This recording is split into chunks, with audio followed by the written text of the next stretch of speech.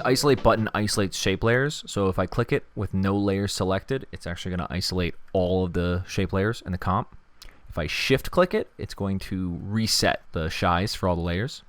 And then if I have like a couple layers selected, it's only going to isolate the shape layers from the layers I have selected. If you click the all groups button, it's going to select all the shape groups in your shape layer. If you can't see the selected properties, just quickly tap SS and it's going to show your selected properties.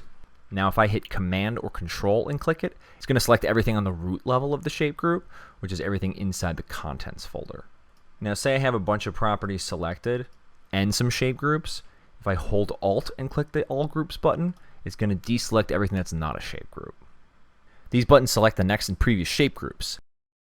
If I Alt click Previous Shape Group, it's going to jump to the first shape group. If I Alt click Next Shape Group, it's going to jump to the last shape group. Now if I hold Command and click these, it's actually going to jump between shape layers in the comp. And it's going to select all the groups when it jumps to the next shape layer. Click this button to select all properties on the same level as a currently selected property. The inside group button jumps into the selected group and selects everything inside of it. And this works for multiple groups. So if I have all these shape groups selected, I click Select Inside, hit SS, you can see I've selected inside all of those shape groups. Then I can click it again and go even deeper. Now if I hold Shift and click it, it's actually going to do the opposite and jump back out to the parent properties. Click these buttons to jump to the next and previous property. If I shift click previous property, it's actually going to jump to its parent property. If I shift click next property, it's going to jump into a property group. If I command or control click, I can move the property around. And if I hold command and shift, I can move properties in and out of groups.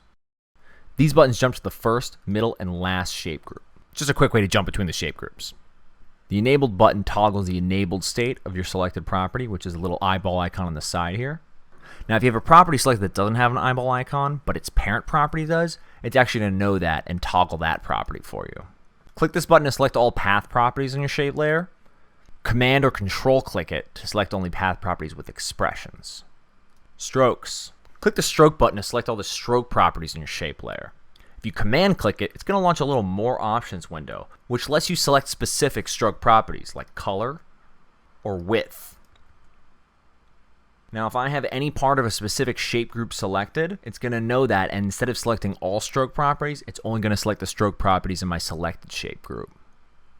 Fills button's a lot like the strokes button. You click it to select all the fill properties in your layer. If you hold command, it launches a similar more options window where you can select color or opacity. Again, if you have a specific shape group selected and click fills, it's only going to select the fills for that shape group. If you have nothing selected, it's going to select all the fill properties on your layer. Click the colors button to select all color properties on your layer. If I hold command and click it, it launches a little more options window where I can choose to select only colors with expressions or colors matching a selected color. Shape properties. Click this button to select all the shape properties, like size, position, and roundness for rectangles.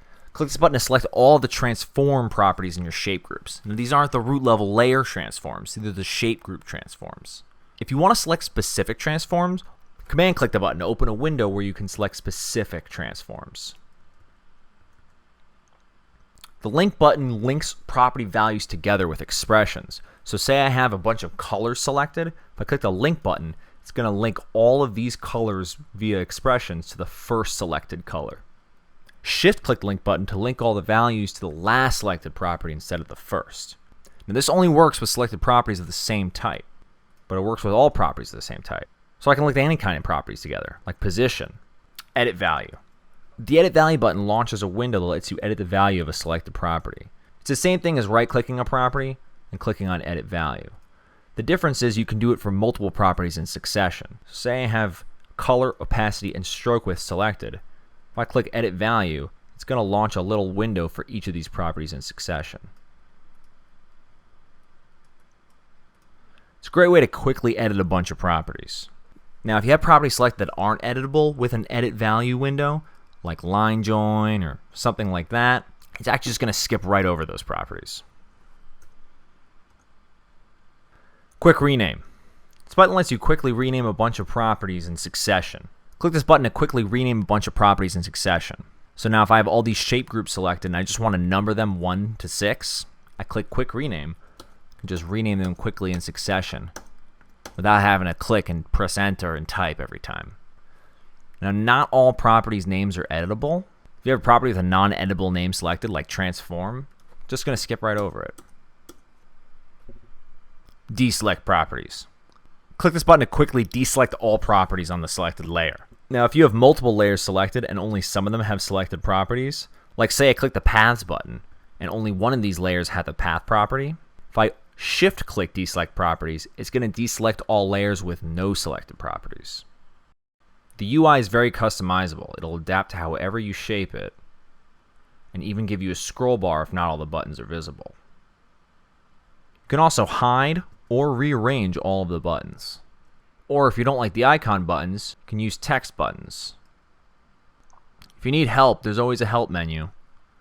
Explains all of the buttons and what they do, and just a little overview of how the script works.